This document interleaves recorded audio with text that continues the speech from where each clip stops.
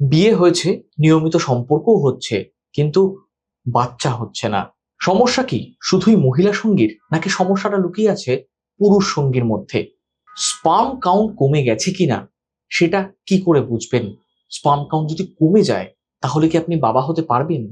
আর sperm count কমে গেলে সেক্ষেত্রে কি করণীয়, কি চিকিৎসা, এবং কোন পথে এই সমস্যা থেকে আপনি মুক্তি পাবেন, সেই নিয়ে আজকের পর্বে আমরা আলোচনা করব। বিশিষ্ট চিকিৎসক ডক্টর গোবিন্দ কে গুপ্তা আমাদের সঙ্গে রয়েছেন এই পর্বে। আমি স্যারের কাছে যাব, অনেকগুলো বিষয় নিয়ে আলোচনা হবে, আপনাদের অনেকগুলো প্রশ্ন নিয়ে আলোচনা হবে। আমাদের সঙ্গে থাকুন ভিডিওটি শেষ পর্যন্ত। ভিডিওটি ভালো লাগলে লাইক করবেন, কোনো প্রশ্ন বা মতামত থাকলে নিচে কমেন্ট বক্সে লিখুন এবং শেয়ার করুন।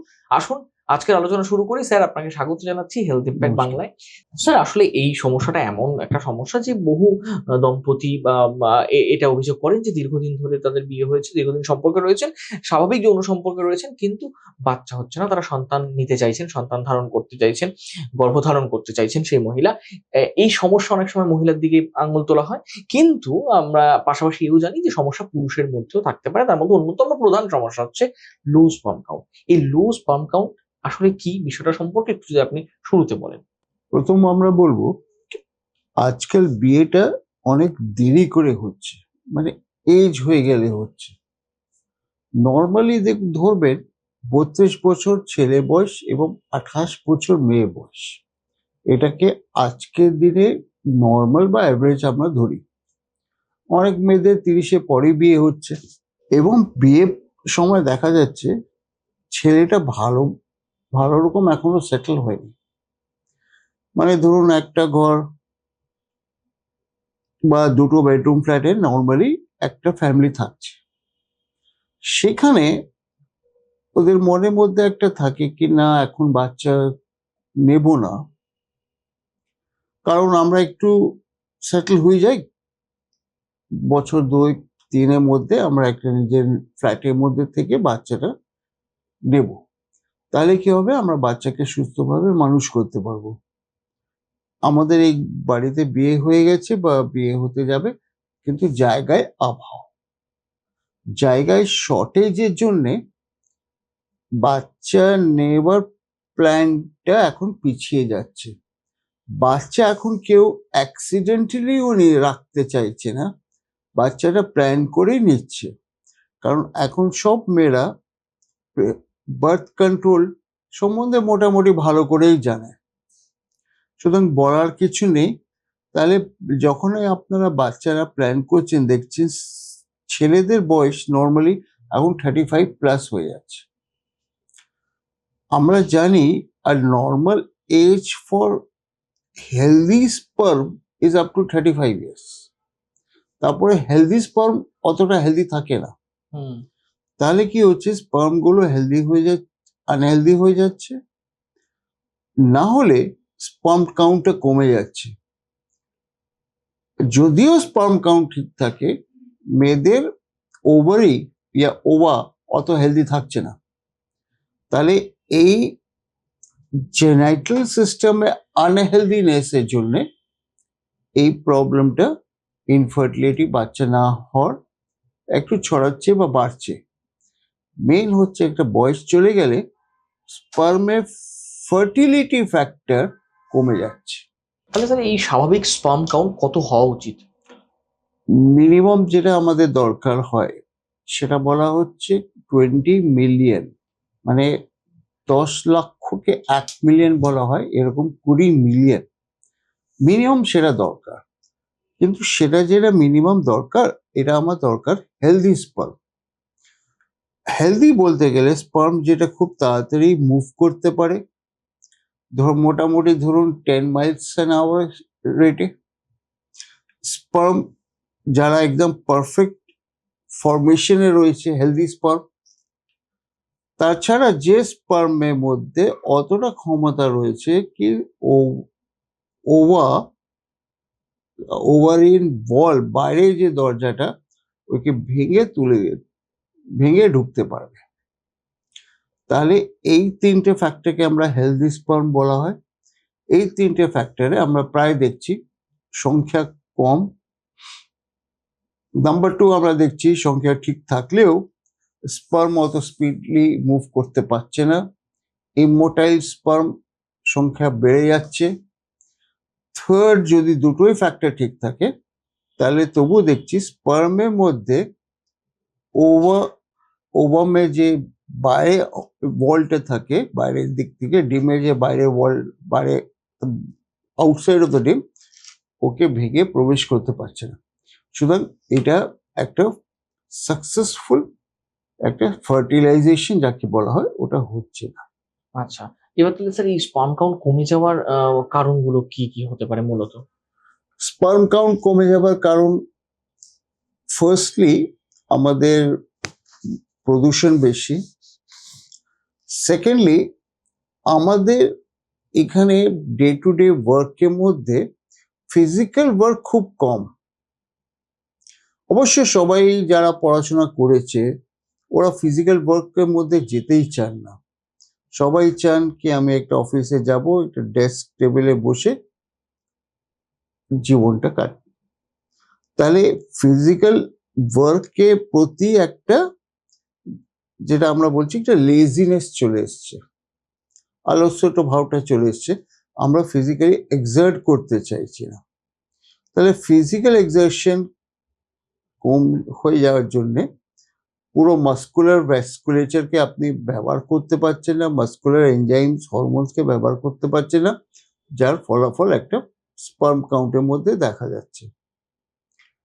এটা তো পরে আপনি বুঝবেন কি sperm count is just a beginning, কিন্তু স্পার্ম কাউন্ট থেকে আপনি বুঝতে পারবেন আপনার শরীরের ভিতরে ভিতরে অনেক বয়স বেড়ে যাচ্ছে। তাহলে এটা হলো সেকেন্ড ফ্যাক্টর। থার্ড ফ্যাক্টর আমরা আমাদের হরমোনাল ফ্যাক্টর। স্ট্রেসটা যতটা দিন যাবে, যতটা বয়স বাড়বে, ততটা স্ট্রেস বাড়বে। কারণ একা আপনাকে চিন্তা করতে হতো নিজের ক্যারিয়ার, এখন আপনি আর স্ত্রী মিলে কি করে থাকবেন, বাচ্চা নেবেন, ওর ভবিষ্যৎ কিছু চিন্তা করতে হবে, মা বাবা বয়স হয়ে যাচ্ছেন, ফ্যামিলি প্রেশারও বাড়ছে, তাহলে টেনশন বা এটা সব দিক থেকে বাড়বে। আগেকার মতন জয়েন্ট ফ্যামিলি নেই কি সবাই মিলে সবারই খেয়াল রাখবে। জায়গায় সবারই সব জিনিসে আলাদা প্লাস মাইনাস হয়, সবাই এখন একা থাকতে চান, ভালো কথা। কিন্তু স্ট্রেস একা থাকলে যতটা নিউক্লিয়ার ফ্যামিলি হবে, ফ্যামিলিগুলো যতটা ছোট হবে, একা উপরে কাজের চাপ, স্ট্রেসের চাপ, প্রবলেমের চাপ বেড়ে যায়। তাহলে এটা হচ্ছে স্ট্রেস ফ্যাক্টর, যেখান থেকে প্রোল্যাক্টিন হরমোনগুলো বাড়ে, পুরুষদের মধ্যেও ইস্ট্রোজেন লেভেলগুলো বাড়তে থাকে। এই আমাদের স্পার্ম বা শুক্রাণু, ওর আকার, প্রকার, সংখ্যা সবাই কমে যায়। এছাড়া আমাদের খাওয়া দাওয়া হচ্ছে কি carbohydrate and protein, fat rich. আমরা প্রোটিন মনে করি কি ননভেজ থেকে পাওয়া যায়, তাহলে আমরা বেশি করে চিকেন খাই বা মাছ খাই বা কিংবা মটন খাই। এইবার সমস্যাটা হচ্ছে আমাদের কুকিং মেথড।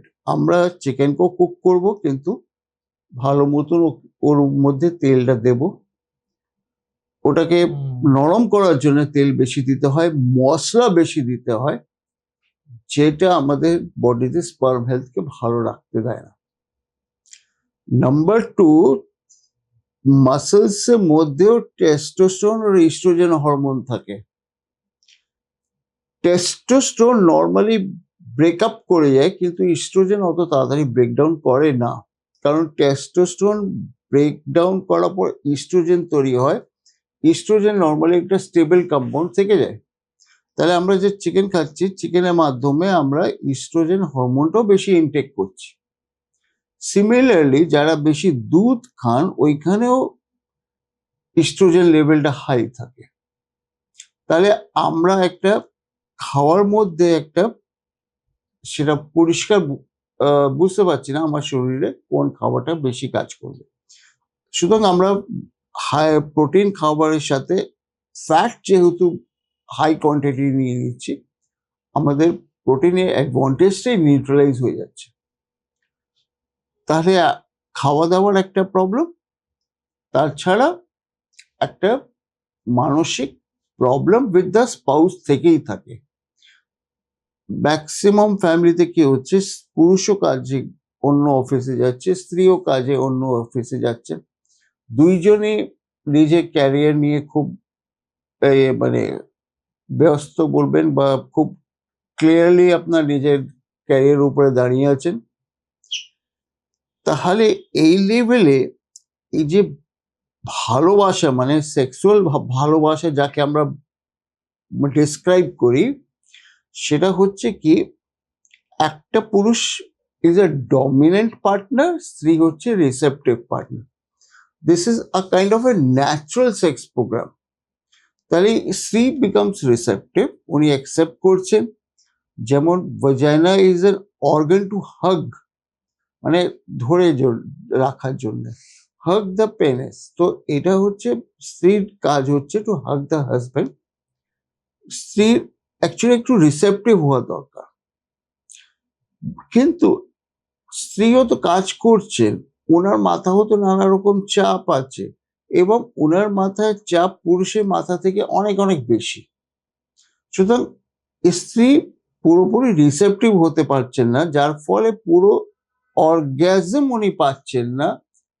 অর্গ্যাজম হলে ইউটেরাস অ্যান্ড ওভারি কি হচ্ছে, ইট হ্যাজ আ পুলিং পাওয়ার, স্পার্মকে নিজের দিকে একটু টানার যে ক্যাপাসিটি, সে টানটা কম থাকে। আমরা যে কথাটা বলছি, এটা হচ্ছে পিওর একটা এক্সপিরিয়েন্সের কথা। এটাকে এখনো মানে অনেক জায়গায় রিসার্চ চলছে to prove this point. Orgasm, little small amount or big amount, ফার্টিলিটির জন্য ভেরি হেল্পফুল হয়। এটা দেখবেন, যেহেতু lack of orgasm is there, fertility ratio বা স্পার্ম কম থাকলে ফার্টিলিটি একদমই আসছে না। আচ্ছা, এবার স্যার এই লো স্পার্ম কাউন্টের সমস্যা যারা ভুগছেন, তারা কখন কিভাবে এটাকে মানে ডায়াগনোসিস কিভাবে করা হয়, অ্যানালিসিস টেস্ট হয়, কিংবা কি কি পদ্ধতি রয়েছে আপনাদের একটু যদি বলেন, যাতে বোঝা যাবে যে লো স্পার্ম কাউন্ট আদৌ আছে কিনা। প্রথম হচ্ছে বীর্য পরীক্ষা। বীর্য পরীক্ষা যখন করা হয়, তাহলে কতটা নাম্বার অফ স্পার্ম, মানে বীর্য সংখ্যাটা দেখতে পারি, বীর্য মোটিলিটিও দেখতে পারি। বীর্যের মধ্যে অনেক ফ্যাক্টর, যেমন ফ্রাক্টোজ আছে কিনা সেটাও বোঝা যায়। এই হচ্ছে বীর্য পরীক্ষা, হচ্ছে সব থেকে ফার্স্ট হ্যান্ড রিপোর্ট যাকে বলা হয়। তাহলে বীর্য পরীক্ষা করলে বোঝা যায়। সেকেন্ড হচ্ছে বীর্যর কম্পিউটারাইজ টেস্ট, সেটা করলেও বীর্যের ক্যাপাসিটি গুলো বোঝা যায়। ফ্রাক্টোজ টেস্ট করা হয় জানার জন্যে কি বীর্যের মুখের মধ্যে ইয়োনি বলছি, ওভামে মুখে প্রবেশ করার ক্যাপাসিটি রয়েছে কিনা। তাহলে বীর্য পরীক্ষা হচ্ছে খুব ইম্পর্টেন্ট। বীর্য পরীক্ষার উপরে নির্ভর করে চিকিৎসা করতে হয়। এবার তাহলে স্যার একটু বলুন যে যাদের লো স্পার্ম কাউন্টের সমস্যা রয়েছে, তারা কি ধরনের চিকিৎসা করাবেন বা আপনারা কি ধরনের চিকিৎসা করবেন। লুজ বা লো স্পার্ম কাউন্ট যাদের রয়েছে, ওনাকে প্রথমে আমরা বলি কি আপনি একটু ফ্রেশ এয়ার বেশি নিন। ফ্রেশ এয়ার হচ্ছে সকালে পাওয়া যায়। ফ্রেশ এয়ার বলছি কারণ ওইখানে ন্যাসেন্ট অক্সিজেন, মানে ফ্রেশ অক্সিজেন একটু বেশি পাওয়া যায়। ফ্রেশ অক্সিজেন থেকে যে অক্সিজেন যাচ্ছে বডিতে, সার্কুলেট হচ্ছে, এবং স্পার্ম গ্ল্যান্ডস এর মধ্যে বা টেস্টিকলস এর মধ্যে যেটা যাচ্ছে, সেটা গ্ল্যান্ড গুলোকে হেলদি করে দিচ্ছে। সেকেন্ড, আমরা বলি কি আপনারা কথা বলে একটু রিলেশনশিপটা বেটার করুন। একটু ইগো, মানে সেলফ কেয়ার বা আমি বা আই, এটাকে একটু কমান। কারণ আমি একজন মানুষ, একদিন থাকবো একদিন থাকবো না। তাহলে আমি ফ্যাক্টরটাকে কমিয়ে রিলেশনশিপের মধ্যে আমরা এবং ভালোবাসার ফ্যাক্টরকে আনবে।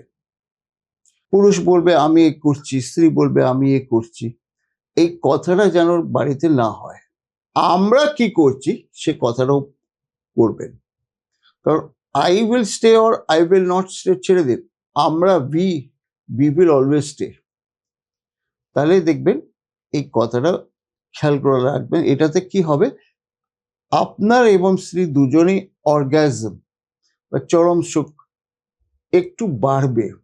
চরম সুখ ওরও একটা, সে বলবো কি বলবো, কোয়ান্টিটি রয়েছে। মানে ধরুন একটা আমি বেল বাজাচ্ছি, ঘন্টা বাজাচ্ছি, ঘন্টার জোর কতটা, সোয়ারের জোর কতটা, একটা গান করা হচ্ছে খুব জোরে, একটা গান করা হচ্ছে খুব হালকা ভয়েসে, তাহলে পিচ এভরিথিং ম্যাটার্স। তাহলে আপনি দেখবেন যেই আপনি ভি মধ্যে চলে যাবেন, আই থেকে ভি যখন যাচ্ছেন, আমি থেকে আমরা যখন আপনারা হচ্ছেন, তখন আপনার কোয়ালিটি অফ অর্গাজম বা ইন্টেন্সিটি অফ অর্গাজম বা ইন্টেন্সিটি অফ ভাইব্রেশন বাড়ছে। সে vibration is required for the sperm and the ova to fertilize. ওরা চাই জুড়বে, সন্তান প্রাপ্তিও আসবে। তাহলে এই চারটে কারণ থাকবে। তাছাড়া চিকিৎসা তো রয়েছে। চিকিৎসার মধ্যে আমরা অ্যান্টি অক্সিডেন্ট আমাদের দিতে হয়, যেটাতে অক্সিজেন কন্টেন্ট বডিতে বাড়বে। হরমোন ডিফেক্ট থাকলে আমরা হরমোনকে ঠিক করতে হয়। ইস্ট্রোজেন বেড়ে গেলে আমরা ইস্ট্রোজেনকে ঠিক করি। যদি কোনো ইমিউনোলজিক্যাল ফ্যাক্টর হয়, মানে আপনার বডি ইমিউনোলজি বা মেয়ের বডি ইমিউনোলজি স্পার্মকে নষ্ট করছে, তাহলে সেটা একটা আলাদাই চিকিৎসা, সেটা ইনফার্টিলিটির মধ্যে আসছেই না। তো দিস ইজ দ্য প্রবলেম। কিন্তু নর্মালি আমি যেটা বলবো, 6 মাস 6 মান্থস অন অ্যান অ্যাভারেজ সময় লাগে স্পার্মগুলো হেলদি হলে। আচ্ছা, তাহলে স্যার আপনি বলছেন যে এই সমস্যা থেকে চিরতরে মুক্তি পাওয়া যায়, মানে বা স্পাম কোয়ালিটি আরো ভালো করে ফেলা যায়, বা লো স্পাম কাউন্ট থেকে একেবারে সঠিক যেটা অ্যাকচুয়াল, যেটা আদর্শ, সেই অবস্থায় ফিরে আসা যায়? হ্যাঁ, সেটা অবশ্যই ফিরে এসে যায়। এখানে যদি টেস্টিস অনেকটা নষ্ট হয়ে থাকে, টেস্টিস হচ্ছে গ্রন্থি যেখানে স্পার্মগুলো তৈরি হয়, সেটা খুব বেশি 50% উপরে যদি নষ্ট হয়ে যায় তাহলে একটু ডিফিকাল্ট, আর যদি 50% কম নষ্ট হয় তাহলে সহজই হয়ে যায়। সুতরাং দর্শক বন্ধু, আপনারা এতক্ষণ শুনলেন যে লো স্পার্ম কাউন্ট মানেই কিন্তু সবকিছু শেষ হয়ে যাওয়া নয়। স্যার যেগুলো বললেন সেই পরামর্শগুলো মেনে চলুন। সঠিক সময় রোগ নির্ণয় করতে হবে, তারপরে চিকিৎসা তো রয়েছে, বিভিন্ন পদ্ধতি রয়েছে। নিজেদের সম্পর্ক আরো উন্নত করার কথা স্যার বারবার বলছেন, সেদিকে মনোযোগ দিন। আশা করি এই সমস্যা আপনি কাটিয়ে উঠতে পারবেন এবং বাবা হওয়ার যে স্বপ্ন সেটা অচিরেই পূরণ হবে। আজকের আলোচনা ভালো লাগলে লাইক করবেন, কোনো প্রশ্ন বা মতামত থাকলে নিচে কমেন্ট বক্সে লিখবেন এবং শেয়ার করবেন। আজকের মতো এখানেই শেষ করছি। ভালো থাকবেন, সুস্থ থাকবেন, ধন্যবাদ।